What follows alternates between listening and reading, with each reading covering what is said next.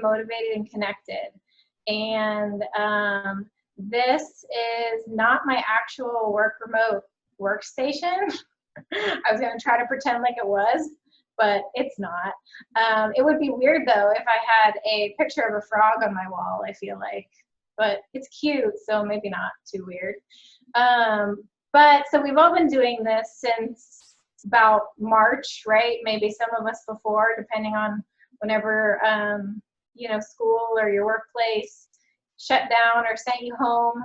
And I think probably we've all learned, you know, some hard lessons and some good lessons about how to navigate this work remote environment. That's what I want to talk about today. Nothing, I don't think anything that I'm going to share with you is super groundbreaking or rocket science. But I think, and I hope that there'll be some good reminders in here for how we can do a good job at working remotely, how we can, you know, even cope with this on a personal level in a positive way. So I want to kind of to break this presentation into two main parts. The first part is going to be focusing on the concept of just working remotely. So how do we set ourselves up to be successful working at home, away from our offices or our classrooms or whatever it is you're doing? How do we do that well? And then the second part is going to be focused more on taking care of yourself when working remotely. Sometimes that can be isolating. There can be various different challenges when we're not, you know, interacting in person with people. And so I want to talk a little bit about how do we do a good job getting through that. So let's get started. The first thing when we're talking about getting ourselves set up to work remotely, how do we do a good job at doing that? The first thing that I am going to really emphasize is that you need to give yourself a schedule. You need to set up a schedule. You know, in recognizing when trying to do this, I think doing this is even harder in many ways when we're sent home and we're made to work independently.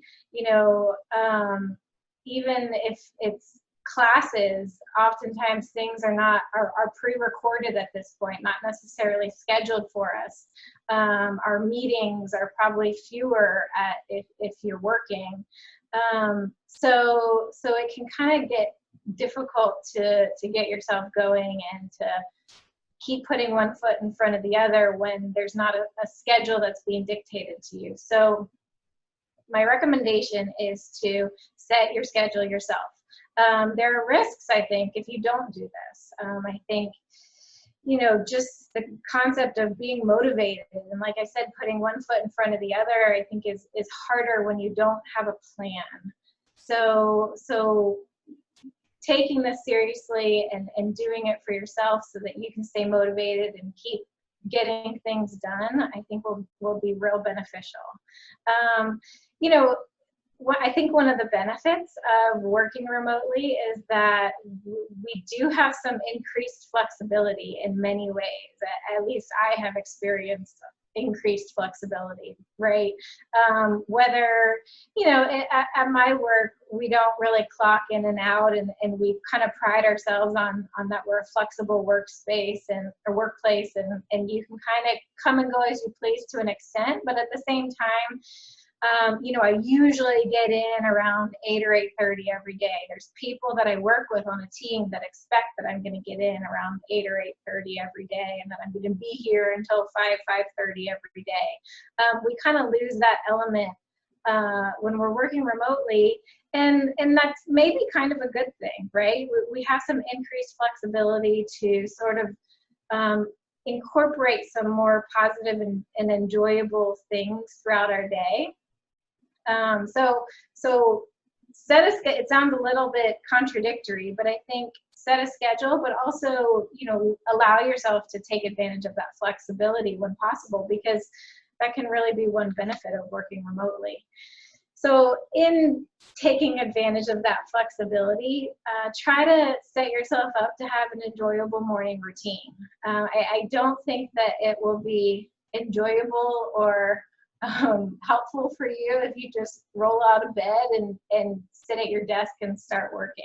Whether it's, you know, making sure you have time for breakfast and coffee, or making sure you have time to exercise if that's something you like to do in the morning. You know, spend a little bit of time with your family, but do something enjoyable if possible, rather than just rolling out of bed and getting to work. That doesn't usually set you up to have a really great day. And then, you know, in the same way, I think when we're working at home, at least for me, I don't know about you, you sit in the same place all day, and you walk to the same bathroom that might be like 4 steps away from wherever you're sitting. To me, it's so much sitting. I don't know if you wear like a activity tracker, but your steps could be like 10 steps throughout the day if you're, you know, really busy and trying to get a lot of things done. So be intentional about taking time throughout the day to do things that are positive for you, whether that's, you know, taking a walk at lunchtime, or if you do yoga, or even schedule like a social chat or Zoom meeting with a friend.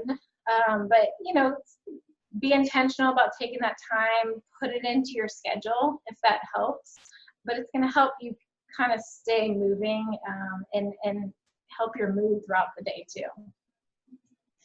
And then, you know, so I already kind of mentioned maintaining a balance here between set a schedule for yourself. It's important. It's hard to do when we're at home, but also take advantage of the flexibility when you can. But also, you know, when you're considering all of these things, make sure you know what expectations your team has of you, or your managers have of you, or your professors. Know what's expected of you. If there's certain times that there's people who want or need you available, make sure you know what that is and that you follow through on that. You know, if you set a schedule that maybe veers a little bit, and maybe that's okay from the regular 9 to 5 business day, maybe let your team know, like, hey, I'm planning on my work remote schedule really just works better when I'm working 10 to 6 or 7 to 4 or whatever it is. You know, people, at least at my workplace, and I think most workplaces, are fine with variations in schedules. It's just if you work closely in a team, which hopefully you do, because I think work is just better that way, people just like to know, you know, if your coworker starts at 7 and you don't start until 10, and they, you know, they're kind of waiting on you to get a hold of you for something, it just would be helpful for them to know that you start at 10. So, and then, you know, when you're keeping your schedule and you're also balancing it with some flexibility, I think it might be trickier to keep track of your deadlines and priorities yourself when you're working remotely. When you're in your workplace or you're in class, you have, you know, a manager or professor who's right there in person, maybe giving you reminders or, you know, helping to keep you on track. A lot of us, you know, either don't have that anymore working remotely, or maybe we have it in a decreased capacity. Either way, my encouragement is for you to keep track of deadlines and priorities, and just make sure you're doing this yourself, even if your manager is not as much in communication as they usually are when you're in person. My opinion is that they're expecting you to do this, whether they tell you or not. So you taking kind of the initiative to stay on top of things. And then, you know, on the same, you don't know what your deadlines or priorities should be because your manager hasn't communicated it. That's okay, ask. And then that gives them a chance to tell you, and then kind of the ball's back in your court again to be able to keep track of those things. So in addition to setting a schedule and taking that seriously, you have to get yourself set up to be comfortable working. And I know that sounds mundane, But I think it's really important, even on a personal level. You know, I don't know about you, but when I had to go start working remotely full time, it was kind of like, you know, I wasn't fully, it wasn't like, you know, super shocking. We all knew that this, you know, pandemic was kind of happening, but I wasn't really set up to work from home. I wasn't really expecting to have to work from home. And plus, I don't know about you, but there's other people, you know, I have a husband who is also kind of all of a sudden working from home. I have children who are doing school from home. So getting a space set up that's comfortable is important. And I think if you don't, it's going to wear on you. And maybe you already have this, but still, it's worth mentioning. So get yourself set up. I think one of the dangers if you don't get yourself set up nicely to work from home is you're not really setting boundaries. You might not be setting up good boundaries between your work life and your workstation and your home life. You know, it used to be, before all this work remote, it was easy. The boundaries were set for you, right? You'd go into work, you'd go into class, and then you'd come home. So work was work, home was home. Now it's all happening under one roof. So if you could set up a station that's not like on your bed, that gives you that boundary of, okay, I'm now turning off the computer, I'm now walking away from my workstation, and I'm done for the day. It's beneficial to be able to set up those boundaries for yourself and probably for whoever else you live with too. And I know that this is tricky, depending on, you know, where you live, what kind of home you have. It might be a tiny, you know, studio apartment where your bed is right next to your desk, or maybe you don't even have a desk. But to the extent that you can, I think it's important to try to get yourself, don't be like working either on the couch or on your bed and not really have a workstation home in your house. Try to set one up if you can. Having the right technology, I mean, again, this sounds mundane, but I think it's so important.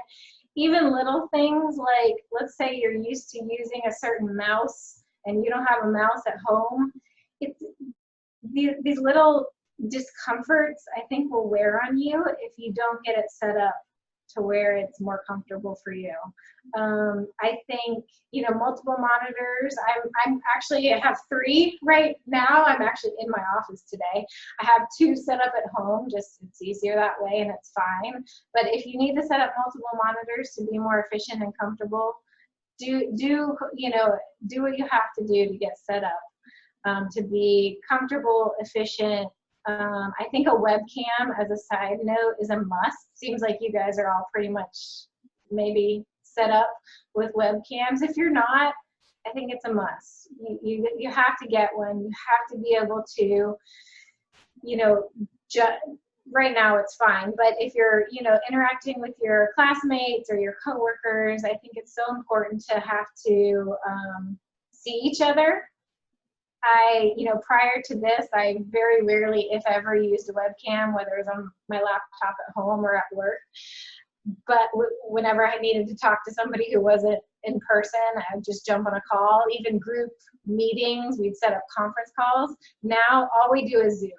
And I think it's because we just want to see each other.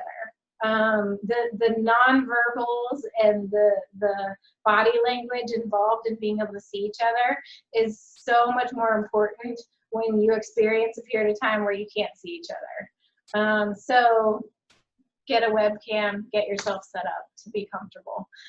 Minimize distractions.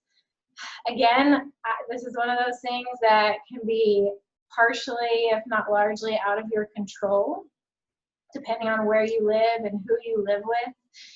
But to the extent that you have some control over it, minimize distractions, whether it's, you know, the TV or even, you know, some people love to work with music on or the TV on. They like kind of the background noise, and if it was quiet, their brain would almost stop working. And honestly, I can kind of relate to that But whatever it is that works for you to keep your, you know, brain being able to focus and to stay on task and get things done productively, set yourself up.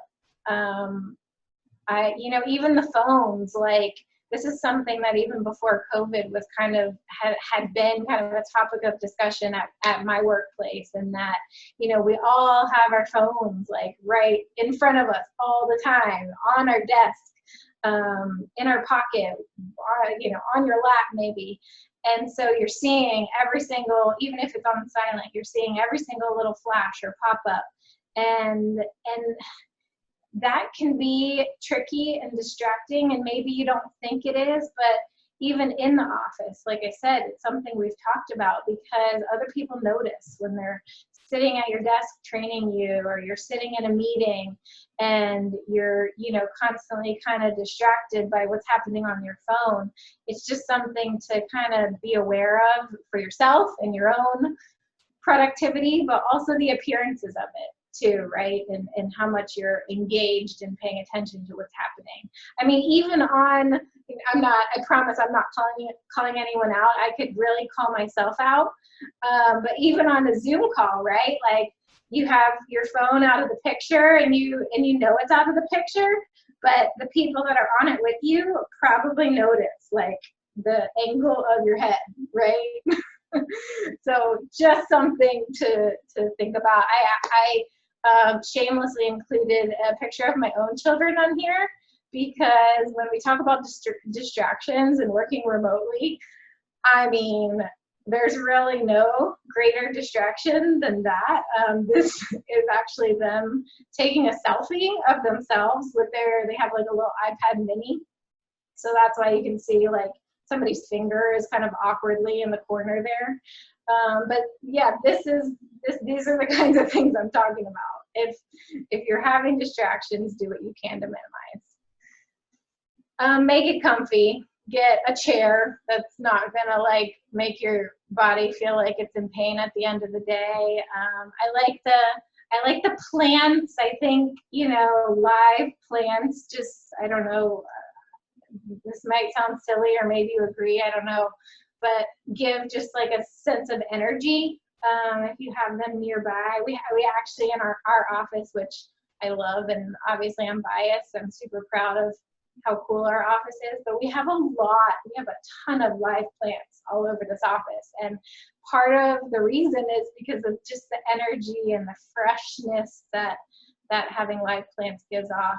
Set up music if that's helpful for you. I like, even in this picture, you've got like the natural light coming in behind the desk, all of that good stuff. So let's say you're kind of checking off all the boxes, right? You've set your schedule, you've established boundaries between work and home life, you got yourself all set up to be comfortable and efficient working from home, but you're still feeling like difficulty kind of getting started, putting one foot in front of the other, and being motivated. My favorite tip for staying motivated, we're gonna go to this cute little frog, is to eat the frog. Has anyone ever heard this phrase? Yeah, no, okay. I love this. I mean, it sounds gross, right? But the concept is if you have a to-do list, or you have your, you know, obligations or things you have to get done throughout the day, look at it. You know, obviously, whatever, you know, is prioritized, but if there's certain things that, you know, you just not really priorities, you just need to kind of get it all done whenever you get to it, pick out the thing that's the hardest. Pick out the thing that is the biggest, or kind of the grossest, or the thing that you really don't want to do. Pick it out and do it first. So to me, that's why we say eat the frog, because that's gross. If I had like my choice of various things to eat, I probably wouldn't choose a frog. But to do that is my favorite tip for staying motivated. And there's so many, you know, reasons that I think that this works. For one thing, you know, once you get the hardest, grossest thing done first, you feel good about having that behind you, right? Like, you may not have enjoyed doing it, but you're happy that it's over. There's a sense of kind of accomplishment that comes with, like, I really didn't want to do that, but I did it anyway, and I did it first, and everything else on the list, presumably, if you really, you know, eat the frog, is better. It's things that you might be more happy about doing. So there's all sorts of benefits. Do it. Remember my cute little frog, and try it out. All right, so we're all set up. We're moving forward. We're prioritizing eating the frog. I want to talk for a minute about how to be a good team member working remotely, because, you know, I've already mentioned, you know, and we all know, probably we've all experienced this, that when we're home, we don't have a team that's present. Maybe you're getting on Zoom calls, maybe you're not, but we're kind of by ourselves. And even if you usually work closely with a team in person at your workplace, that capability has kind of been removed. So how do we keep doing that even when we're working remotely? And actually, I think that doing this well and doing our part to do this well is not only important, but will help the way we feel about working remotely. I think we're all, you know, wherever you are on the scale of being introverted or extroverted, or whether you consider yourself social or not social, I think we all tend to function better together. So this is, I think, just overall not only helpful to you and your success at work, but I think it's going to be helpful to how you feel about working remotely too. So my encouragement here is to reach out. You know, maybe this is kind of being taken care of for you. Maybe there's meetings that are set up, or you know, maybe your manager or your coworkers reach out to you. Maybe not, though. But either way, do your part to reach out regularly to your team. Whether it's coworkers that you want to just, you know, send them a message to say hi. I have coworkers who, you know, I'm trying to kind of keep in touch with everybody while we're remote. But I've had people tell me how much it has meant to just say hi. We use a messaging software called Slack. Has anyone heard of that? Slack? I don't know if any of you guys use it. It's awesome. We love it. But that has really helped us to be able to, or at least myself, to be able to reach out to people regularly. I mean, I will even just selfishly tell you, it's a lot easier than picking up the phone, I think, and calling somebody. So do your part, reach out regularly. People will appreciate it, but I think it kind of goes both ways too, and it helps you to stay in touch with people as well. Take the initiative to plan something. So again, maybe this is something that's being done for you. Maybe you have managers or people at your workplace that are great at planning lunches or virtual get-togethers. This is something that I actually do at SBF. But if it's not happening, I just encourage you to take the initiative and make it happen. Probably, you know, if you need to get approval from whoever, go for it. But my guess is that whoever's in charge is going to appreciate you taking the initiative to help people stay connected. And the other part of that is, in my experience, people have loved it, and they've really kind of appreciated the efforts I've made to schedule certain things. But then, you know, there's a range, right? There's some people who are fine and don't feel like they need or want to stay connected weekly or as regularly, and that's okay too. So what's nice is, and you know, for you to just remember and not take it personally, that people can choose to participate or not, and either way, it doesn't hurt for you to throw it out there. So, you know, I've mentioned this, but in being a good team member, I think it's really important, whether you're in the office or not, to keep your managers updated on your work status. I think, you know, I put this in here because I think it's harder to do this when your manager is not sitting right near your desk or right outside your door. So, you know, whatever you determine works best, whether it's an everyday touching point or an every week touching point, or a, you know, before or after certain projects, or maybe in the middle giving a status update, whatever it is, managers appreciate you taking the initiative to reach out and update them, even if there's, you know, no questions or nothing significant to communicate. If you feel like it's been a while, go for it. It doesn't hurt, and they'll appreciate it. So another thing that even kind of firsthand I can speak to is we have a handful of team members who are newer when this whole, and I'm, you know, like every workplace probably, unless you're really tiny and have had the same people forever, but that were newer when this whole COVID and work remote thing started. And, you know, that's extra tough, you know, especially if, I don't know if any of you are in that boat, but if you're new and trying to work remotely and you know, largely feel like you don't know what you're doing, but you're isolated at home, and, you know, there's other people who can't even, you know, read your body language to see that you're struggling or that you're frustrated sitting at your computer. So again, I keep saying this over and over again, but take the initiative to reach out. People, whoever you're working with doesn't want you to sit and struggle. They want to, and maybe they don't know that you're, probably they don't know that you're struggling. So reach out, ask for help when you need it. Don't feel like you're being a squeaky wheel. I think, at least at my firm, we would much rather a squeaky wheel than somebody who's going to sit at home and struggle and spin their wheels and not be productive. It's not good for us, it's not good for them. And then, you know, go along the same lines, what better way to be a team member than to take the initiative to help when possible. If you're brand new, maybe this isn't possible, and that's okay. Don't help with things that maybe you don't feel qualified to help with. But if there's a team member who's newer than you, you know, reach out to them if they're working remotely. I can't imagine what it's like. I'm not new, so I'm not experiencing that, but you know, but anybody can reach out and kind of offer to help and ask how you're doing.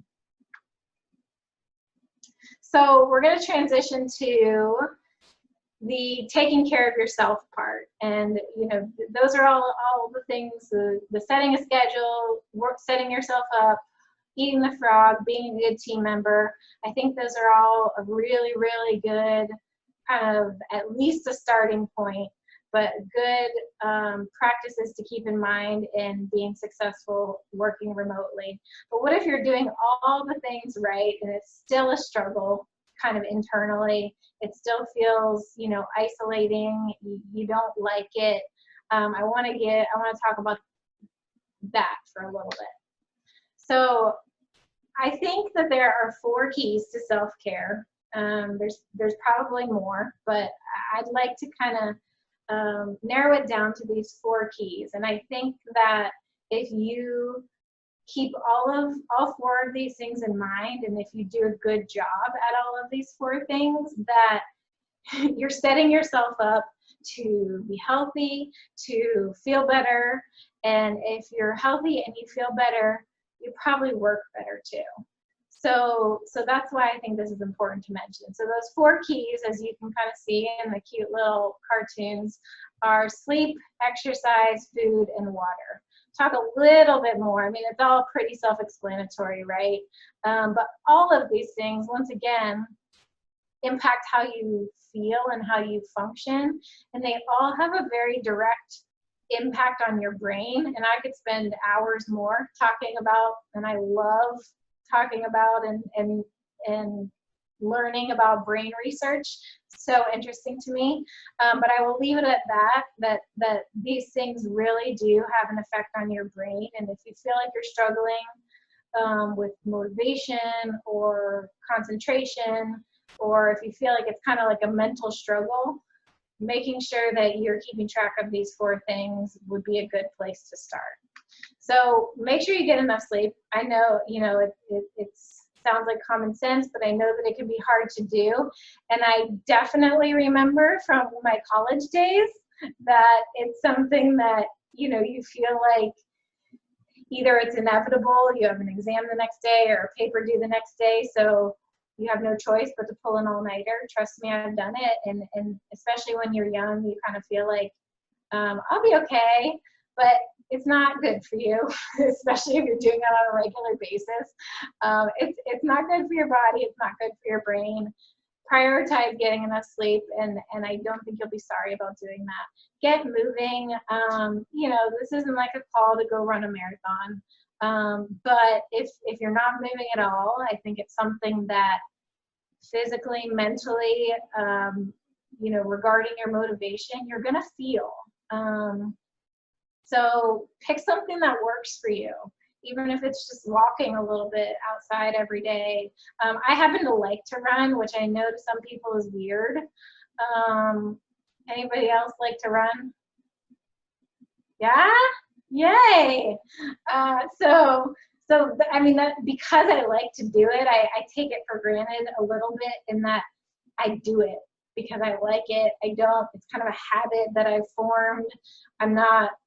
There's probably never going to be a period of life unless I absolutely am forced to that I'm not going to have a habit of moving on a regular basis. But if you don't, you're in good company. Most people probably don't, but it's a big deal, and it makes a big difference on so much in your, you know, body and your brain. Eating, you know, it's not just about eating food. I mean, that's important too. Hopefully you're doing that, but you know, making the good choices and eating healthy food. Trust me, I know this one is so much easier said than done. You know, there's studies out there on this too, a lot of them, on how eating bad, unhealthy food affects our brain. Drinking plenty of water. This is something that I think I take for granted too, because I think have a habit of drinking a lot of water. At my firm, we actually did a water challenge a few months ago where a bunch of people were super excited about this, and they kept track of, we had like a sticker chart and everything, kept track of the amount of water that they drank, and everyone had their own personalized goals based on your, you know, your height and weight and exercise level. But they loved it, and I guess, you know, this is something that people struggle with, is making sure you drink enough water. But once again, like all the other keys, it's super important. And if you, like I said, and I'll say it again, if you know, let any of these 4 things kind of slide, I think whether it's immediately or after a little while, you're going to start to feel the effects. So let's say you're taking care of yourself, you're checking off all these boxes, you're doing all 4 things like best you can.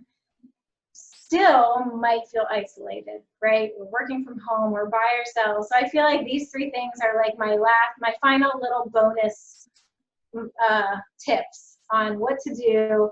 I've already kind of mentioned taking initiative, reach out, you know, don't feel like you have to wait for somebody else in your group or at your firm to plan something. This is actually a screenshot of a Zoom social. We do game nights like once a week or every other week. So this is a screenshot of us doing that. And you can see like our spouses and other people in our house participate, and it's so much fun. It's wonderful to see everyone's faces. And then let's also say that people are doing things, but maybe it's like trivia or something that you don't really like. Plan something that you do like. Take the initiative to just throw those ideas out there. Be patient. I love these images. These monkeys are like too funny and cute, but and it's really kind of indicative of what I'm trying to say here. Be patient with yourself and with others. There's no struggle or stress in life that cannot be made at least a little bit better and easier by being patient. You have to have some grace for yourself. You're going to feel stressed sometimes. Others are going to feel stressed sometimes. We don't always act the way we want to act when we're stressed, and that's okay. Forgive yourself, forgive others. It's going to go a long way. And then the last thing is gratitude. Do you guys know about gratitude? Gratitude is so important. There are so many studies out there that say, you know, the huge impact that practicing gratitude has on your brain, on your life, on your outlook on life, on your behavior. So many effects of having gratitude. So my huge encouragement, what I really want to leave you with, is to cultivate this, to express it. You know, some ways to cultivate it are journaling, just writing things down, whether you can get in the habit of doing that daily or weekly, and then expressing it. Like how much, you know, if you express it, you're feeling it, so you're cultivating it within yourself, but you're also like sharing it with somebody else, and it just, you know, it kind of creates like a ripple effect, I think. And it's such a big deal. It's so important. This is another one of those things that even if you don't see it happening around you, take the initiative to do it. It's going to make a difference, at least for you, in which case, great, it's worth it, but it's going to make a difference for others too. So that's all I have on that topic. If you have questions or have any thoughts or anything there, go for it. I feel like I'm getting close on time too, so I want to tell you a little bit about SBF. Oh, did I? Oh no, I'm still screen sharing, right? Yes, you are. You see the about SBF presentation? Yep, we can see it. Okay, sorry. Yes. The green like thing around there went away for some reason. Anyway, any questions or any thoughts on the topic?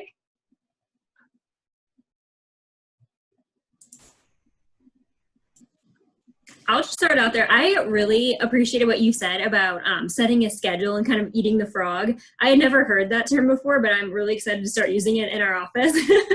I feel like throughout this time with just working from home for me, really like staying structured and maybe even just setting a to-do list each day with like 3 to 5 items that I know I want to accomplish by the end of the day has really like helped me out tremendously and kind of helps me feel like I'm still working like in the office and holding me accountable. So I appreciated that you said that. And again, with the gratitude, I think that's also really important. I've had a few team members who have reached out and sent me like written cards in the mail or just expressed like their gratitude. So I definitely agree with that. That's something that's really awesome as well. Yeah, thanks. Cool. Any other thoughts or questions on the topic? So I'll tell you a little bit about SBF. I'll be quick on this, and then I want to leave, you know, questions, and then I don't know if anyone's interested in opportunities, which there are some. So we are, like I guess I didn't say this yet. We are a full-service public accounting firm. We're in St. Pete. We're all under one roof.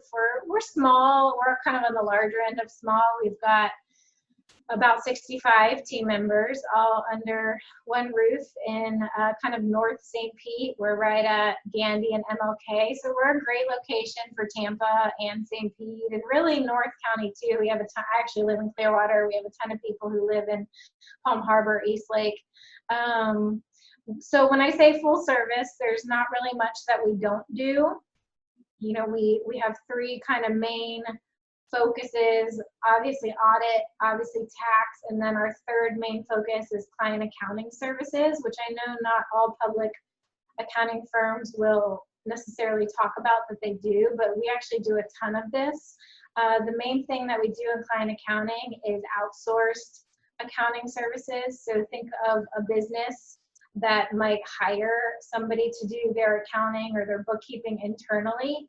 The trend, at least in the last several years, has been that these businesses would now rather hire a firm like ours to do that for them rather than hiring an accountant to do, to be on their payroll, to do that internally. There's a lot of benefits. This is actually our fastest growing line of business. There's a lot of benefits for our business clients in hiring us as opposed to an internal accountant. For one thing, like I said, it's one less person on their payroll. There's a lot of HR ramifications to having employees on your payroll. Also, we're experts, depending on who you hire to be your bookkeeper, you might kind of not know what you're getting. We do this every day, so we know what to do. We're going to get it right. And then also our bandwidth. When you have an employee, they take vacations, right? Well, we do too, but we have bandwidth. We have a lot of people in this office who can, be accessible to those clients basically every day. So that's a big part of what we do. Just real quickly, so SPF actually technically started in 2016. So, if you just start and end there, it seems like we're young, but we're actually not. SPF formed as a result of a merge of two firms that had existed. The one firm in Clearwater started in 1971. The other firm in St. Pete started in 1974. As the legacy partners of the prior firms got closer to retirement, the upcoming new partners, which are the three that you're seeing here, WG Spoor, Spoor Bunch Franz, all kind of talked, and they dated for a while and decided that, the future of their firms would really be better together. And it's been so true. The firm has grown exponentially since the merge in 2016. We had a total between both offices of about 45 people at that time. We've now, like I said, we're at 65 right now, and we've moved, we renovated a new space, and obviously, the clientele is obviously growing, and the nice thing about that is we're now getting to specialize and take on the clients that we want to take on and really focus on our ideal client. Which actually, if you're interested, is the small to medium-sized businesses. We love to develop relationships with the businesses and help them grow. We in our client accounting services department, will take over the entire accounting and financial function of the business, and we love to do that. We're good at doing that, and the businesses usually benefit and love it too. So this just kind of gives a snapshot. This is a little bit outdated, but that's okay. So we were best places to work in 2019 and then also 2020. And we just found out a couple weeks ago that we're #1 on that list, which is super, super exciting. We're #1 on the, I think it's technically I think for the Tampa Bay Business Journal, we're considered a large, or they're different categories, but we're #1 in the category. We're also on the St. Pete Times top workplaces. And this is exciting and cool to us, not just to get like a title or recognition, but these are all based on 100% based on employee surveys. So this isn't like, obviously I love SPF, I've worked here and I promote it, but these are surveys done by our employees who say that they also love it. And we're so excited and proud of that. I'm going to kind of skip this, and just to mention like kind of what I do. So I don't do accounting. I do some HR. Obviously, I do recruiting for internships and hiring and onboarding. My title is relationship manager. So really anything that has to do with relationships or culture, I handle that. So just so you kind of know who I am at the firm. Just kind of show you some pictures. Our culture in a nutshell is a lot of fun. We actually really like each other. We do a lot of fun things. I think that's kind of why we like each other, but I also think that it's a result of that we like each other, that we like to spend time together. These are just a few like fun things to show you. Our hashtag for the last few years, which we love, is People Matter Most.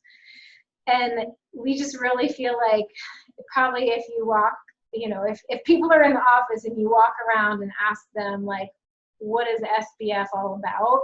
probably, my guess is almost everybody that you talk to is going to say people matter most. And it's not because we tell them to or we try to ingrain that into people. It's just because we really feel like those 3 words together, that hashtag, really, really describes us well. We do a lot of community service. This is a picture of that kind of thing. Just some more fun stuff. We did like the top right, if you're wondering, is we did an Easter egg hunt. Not this last year. It was so sad that we were all scattered and couldn't do that, but it was like one of the most fun things. So opportunities, we are planning on having an SLP, and our hope and desire is to do it in person. So we have actually postponed this 2 times now, and if any of you are already signed up, I apologize.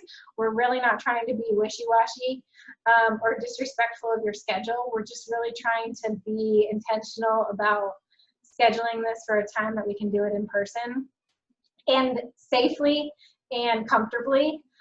We don't want to make anyone feel like if they want to participate that they have to come be with us during a time where it might feel uncomfortable or unsafe. So currently our SLP is scheduled, and I think that this will stick unless things get worse somehow.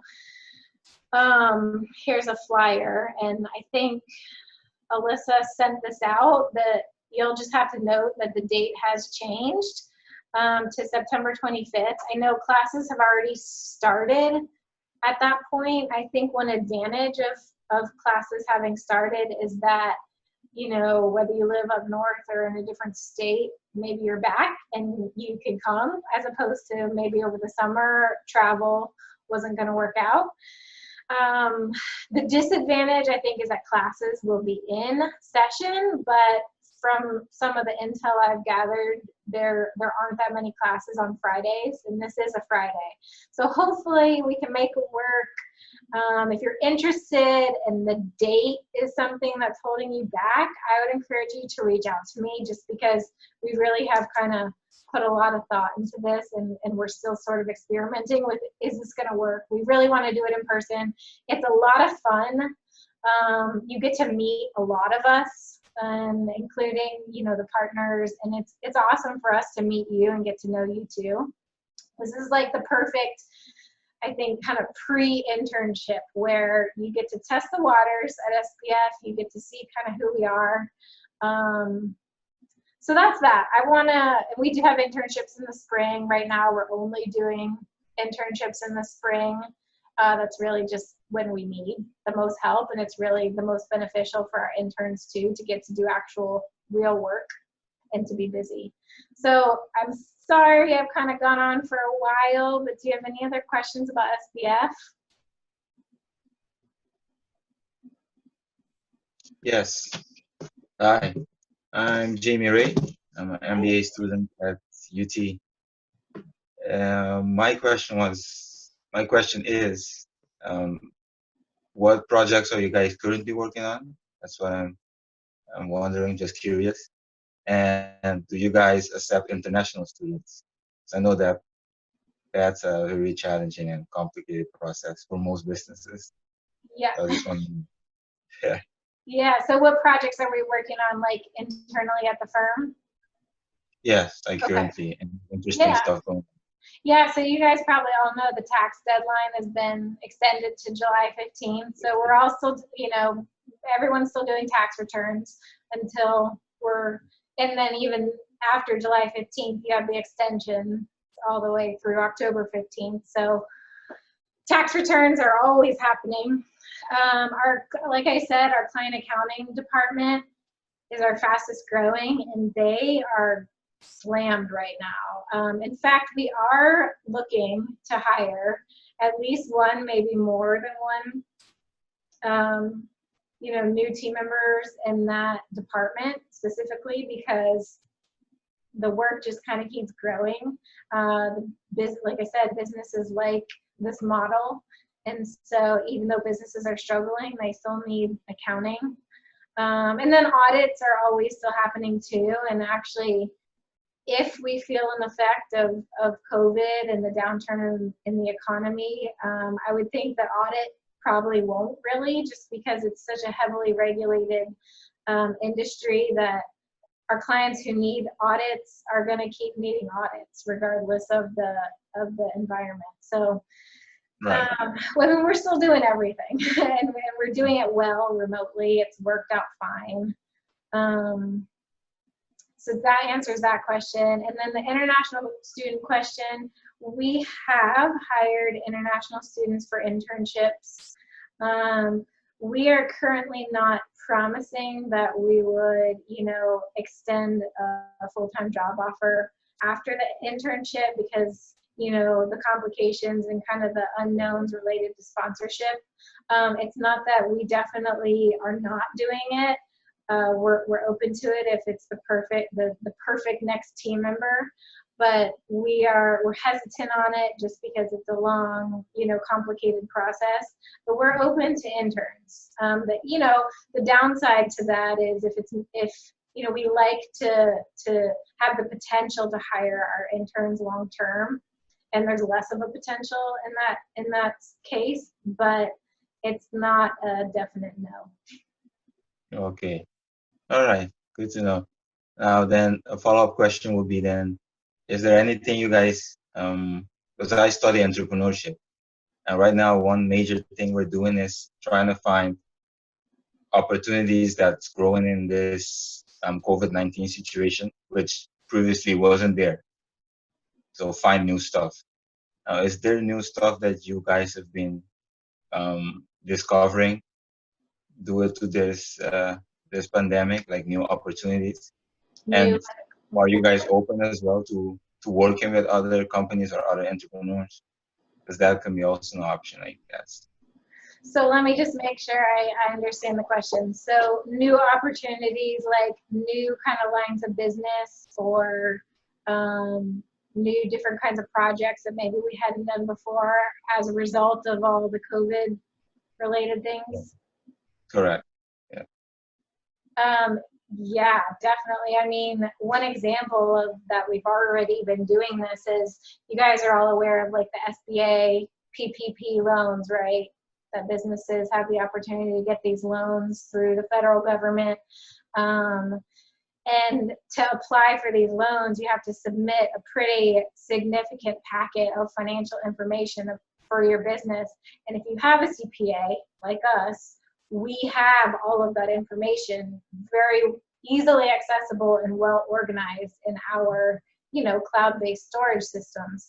So pretty much all of our business clients utilized us to help apply for their PPP loans. It was a huge project, a huge undertaking for us.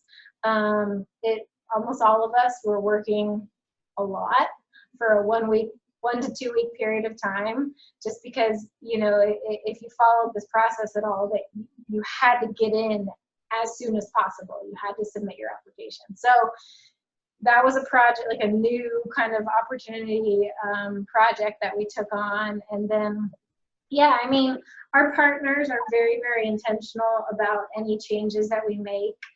We always want to stay ahead of the curve and to do things, to not be afraid to do new things if it's going to be beneficial for the firm. But we don't want to do new things just, for the sake of doing new things. We want to make the right choices and be intentional about what's going to help our clients and what's going to be good for kind of who we are as a firm. Okay. Did I answer the question? Yeah, you did. You did answer it, yes. Anything else? Any other events coming up that other than the summer leadership that you guys have?